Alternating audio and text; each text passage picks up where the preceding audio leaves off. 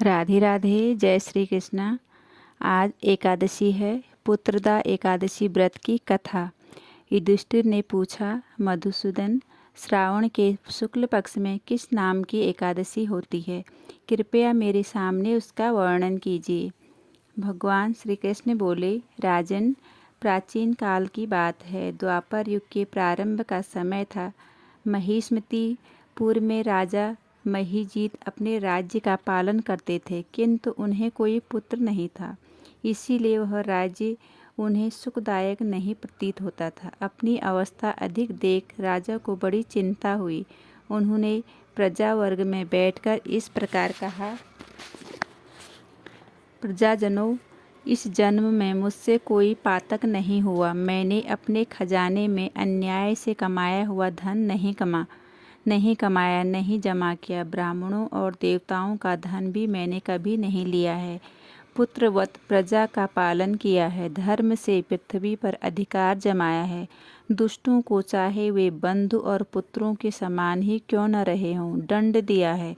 शिष्ट पुरुषों का सदा सम्मान किया है और किसी को द्वेष का पात्र नहीं समझा है। फिर क्या कारण है जो मेरे घर में आज पुत्र उत्पन्न नहीं हुआ? आप लोग इसका विचार करें। राजा के ये वचन सुनकर प्रजा और पुरोहितों के साथ ब्राह्मणों ने उनके हित का विचार करके गहन वन में प्रवेश किया।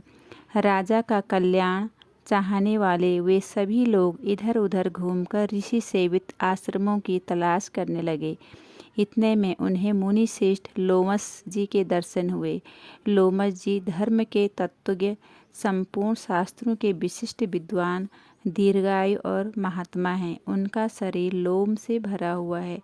वे ब्रह्मा जी के समान तेजस्वी हैं। एक एक कल्प बीतने पर उनके शरीर का एक एक लोम विशीर्ण होता है, टूट कर गिरता है। इसीलिए उनका नाम लोमस हुआ है।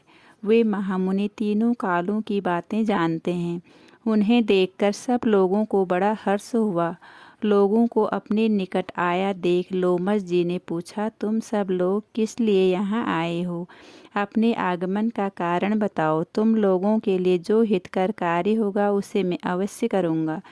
प्रजाजनों ने कहा, ब्राह्मण, इस समय महीजीन नाम वाले जो राजा हैं उन्हें कोई पुत्र नहीं है। हम लोग उन्हीं की प्रजा हैं जिनका उन्होंने पुत्र की भांति पालन किया है। उन्हें पुत्रहीन देख उनके दुख से दुखित हो हम तपस्या करने का दृढ़ निश्चय करके यहाँ आए हैं।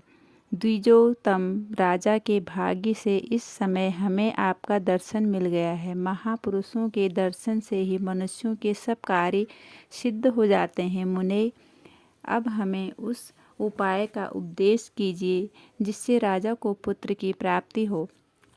उनकी बात सुनकर महर्षि लोमस 2 घड़ी के लिए ध्यानमग्न हो गए।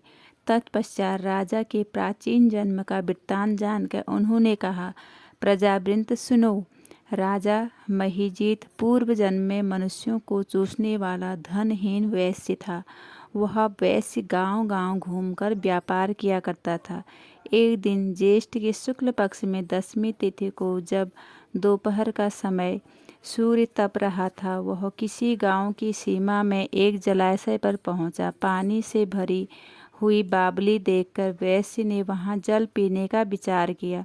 इतने में वहां अपने बछड़े के साथ एक गौ भी आ पहुंची। वह प्यास से व्याकुल और ताप से पीड़ित थी, अतः बावली में जाकर जल पीने लगी। वैश्य ने पानी पीती हुई गाय को हाँक कर दूर हटा दिया और स्वयं पानी पीने लगा। उसी पाप कर्म के कारण राजा इस समय पुत्रहीन हुए हैं। किसी जन्म के पुण्य से इन्हें निष्कष्ट राज्य की प्राप्ति हुई है। प्रजाजनों ने कहा, मुने, पुराणों में उल्लेख है कि प्रायश्चित रूप पुण्य से पाप नष्ट होते हैं। अतः ऐसे पुण्य कर्म का उपदेश दीजिए जिससे उस पाप का नाश हो जाए। लोमस जी बोले, प्रजाजनों, श्रावण मास के शुक्ल पक्ष में जो एकादशी होती है वह पुत्रदा के नाम से विख्यात है। वह मनोवांछित फल प्रदान करने वाली है। तुम लोग उसी का व्रत करो।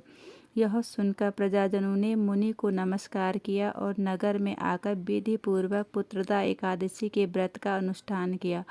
उन्होंने विधि पूर्वक जागरण भी किया और उसका निर्मल पुण्य राजा को अर्पण कर दिया। तत्पश्चात रानी ने गर्भ धारण किया और प्रसव का समय आने पर बलवान पुत्र को जन्म दिया।